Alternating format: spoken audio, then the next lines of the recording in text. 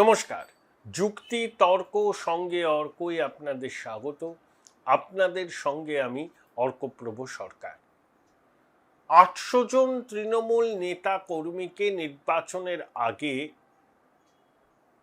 Commission গ্রেপ্তার করতে চাইছে। এই অভিযোগে ২০ তারিখ কলকাতা হাইকোর্টের প্রধান বিচারপতির বেঞ্চে সওয়াল করেছেন কল্যাণ বন্দ্যোপাধ্যায়। সম্ভবত ২২ তারিখ এই মামলার শুনানি হবে। কেন এই আশঙ্কা প্রকাশ করেছে? নির্বাচন কমিশন এআইসিটি অফিসিয়ালকে ট্যাগ করে বলেইছিল এবার নো বুথ জ্যাম, নো ছাপ্পা ভোট, নো ইন্টিমিডেশন। এবং দক্ষিণ কলকাতার নির্বাচনী আধিকারিকের দপ্তর থেকে বলা হয়েছিল ভোটের দিন দুষ্কৃতীরা বার্নল বোরোলিন সঙ্গে রাখবেন। রাজ্যের রাজপথে দাপিয়ে বেড়াচ্ছে মার্কসম্যান গাড়ি, যে গাড়ি জম্মু কাশ্মীরে সন্ত্রাসবাদীদের সঙ্গে সংঘর্ষে আধা সামরিক বাহিনী ব্যবহার করে। ৭ লাখি খোকার নির্বাচনী কেন্দ্রে ঘুরে বেড়াচ্ছে মার্কসম্যান গাড়ি। ভবানীপুরের রাস্তায় টহল দিচ্ছে মার্কসম্যান গাড়ি। সারা কলকাতা জুড়ে এই মার্কসম্যান গাড়ি টহল দেবে। অবশ্যই শাসকের এটা ভালো লাগার কথা নয়।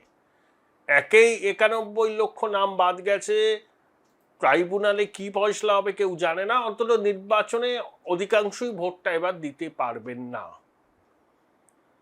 ট্রাইব্যুনালের কাজকর্ম নিয়ে সুপ্রিম কোর্টের প্রধান বিচারপতি কলকাতা হাইকোর্টের প্রধান বিচারপতির কাছে কিছু জানতে চেয়েছেন। সেটা সুপ্রিম কোর্ট হাইকোর্টের ব্যাপার।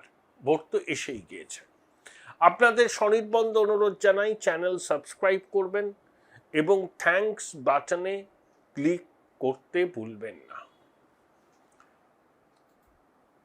দেখুন, নির্বাচন কমিশনের পর্যবেক্ষকরা রাজ্যের প্রশাসনকে কিছু নির্দেশ দিয়েছেন, মৌখিক নির্দেশ। তাতে হিস্ট্রি শিটার্সদের নাম আছে, যাদের নির্বাচনের আগেই যাতে তাদের তুলে নেওয়া যায় সে বিষয়ে মৌখিক নির্দেশ দিয়েছেন কমিশন নিযুক্ত অবজারভার। তাতে তৃণমূলের বিধায়করাও আছেন। শোনা যাচ্ছে উদয়ন গুহর নাম আছে, ফারাক্কার এখন অবধি তৃণমূল বিধায়কের নাম আছে, বেলেঘাটার কুখ্যাত পরেশ পালের নাম আছে এবং আরো অনেকের নাম আছে। শুনছি ডক্টর শান্তনু সেনের নামও নাকি আছে, কারণ ভোটের সময় এদের বিরুদ্ধে ভুরি ভুরি অভিযোগ ওঠে। কমিশন তো বলে দিয়েছে হিস্ট্রি শিটার্সদের খোলা ছুট দেয়া যাবে না। আমার ধারণা কল্যাণ বন্দ্যোপাধ্যায় এটা আঁচ করেই হাইকোর্টের দ্বারস্থ হয়েছিল। ১৯শে April CISF, ITBP, BSF, SSB সহ ৫টি আধা সামরিক বাহিনীর ডিজি র্যাঙ্কের অফিসাররা, মানে শীর্ষ কর্তারা, একটা কোঅর্ডিনেটেড বৈঠক করেছেন, কোঅর্ডিনেশন মিটিং।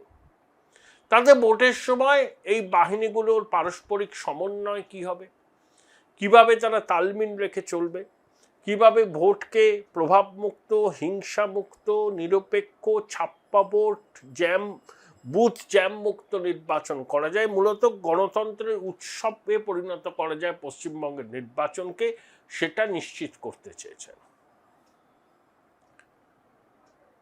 এতে শাসকের তো ভালো লাগার কথা নয়,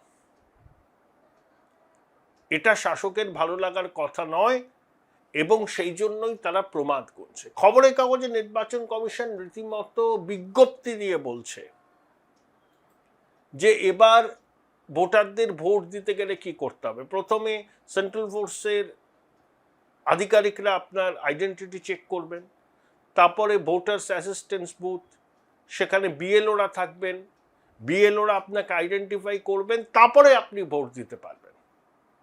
প্রত্যেক ভোটারের বাড়িতে ভোটার স্লিপ পৌঁছে দেবেন বিএলওরা এবং ত্রিস্তরীয় নিরাপত্তায় ঘেরা হচ্ছে বুথগুলো।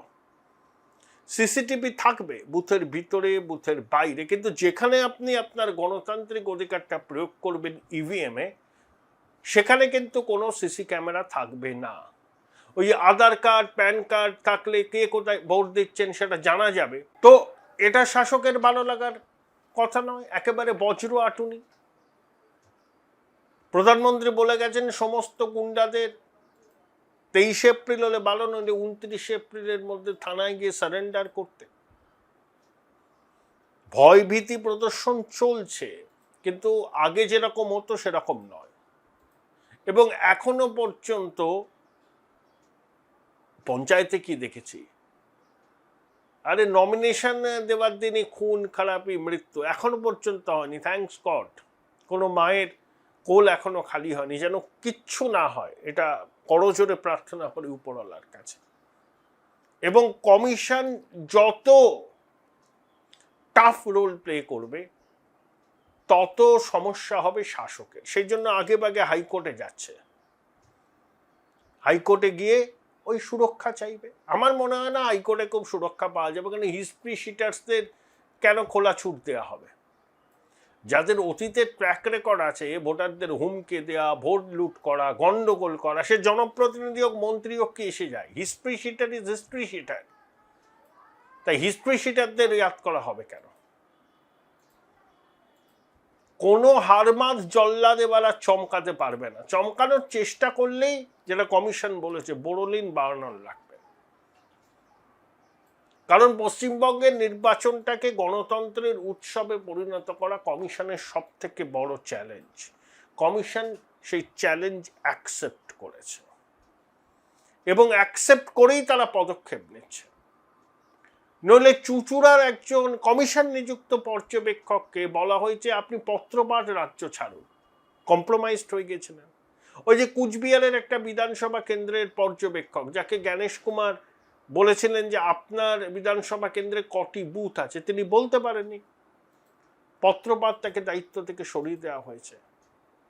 টাফ হেডমাস্টার জ্ঞানেশ কুমার, তার সমালোচনা হতে পারে, হয়তো তিনি অপ্রিয় সত্য কথাটা মুখের উপর বলেন, মিনমিন করেন না। এই অপ্রিয় সত্য কথা শুনতে অভ্যস্ত নয় তো বঙ্গেশ্বরী এবং তার সাঙ্গপাঙ্গরা, তারা সবসময় আরি জাপতাপ আর ওই রাজীবা সিনহার মতো আধিকারিক চান, ভীষণ রকম অনুপ্রাণিত এবং গৃহপালিত। তাদের মেন্টাল সেট আপে এই ধরনের লোকজনই সাংবিধানিক পদে বসবেন, এটা তারা ভাবেন। সেখানে জ্ঞানেশ কুমার কপি বুক, সংবিধানের পাতা উল্টে জনপ্রতিনিধিত্ব আইনকে সামনে রেখে এবং নির্বাচন কমিশনের সুপ্রিমেসিকে তিনি ওভারওয়েলমিংলি এস্টাবলিশ করেছেন প্রশাসনের অন্দরে। তাই এই ত্রাহি মধুসূদন দশা, তাই যদি বলি খোকাবাবু কল্যাণের আর্তনা, বারে বারে আদালতে ছুটে যাওয়া, বাঁচাও বাঁচাও বাঁচাও। কিন্তু এখনো পর্যন্ত সাধারণ মানুষ হিসেবে এটা বলতে পারি কমিশনের ভূমিকা ইতিবাচক, কিন্তু এই পর্যায়টাই হচ্ছে সব থেকে গুরুত্বপূর্ণ। 4 দিন ধরে মদের দোকান বন্ধ থাকবে, আগে ছিল 2 দিন, 4 দিন এবার। কারণ মদ বিলি ভোটারদের এবং কেন্দ্রীয় বাহিনীর জওয়ানদেরও প্রলুব্ধ করা হয়, এই অভিযোগ আছে। 4 দিন ধরে মদের দোকান বন্ধ, এবং ডিস্ট্রিবিউটারদেরও বন্ধ রাখতে হবে। প্রত্যেকটা পদক্ষেপ প্রশংসনীয়। তাই আমি শিরোনামটা দিয়েছি, হারমাদ জল্লাদদের এবার দাপাদাপি করার দিন আর নেই।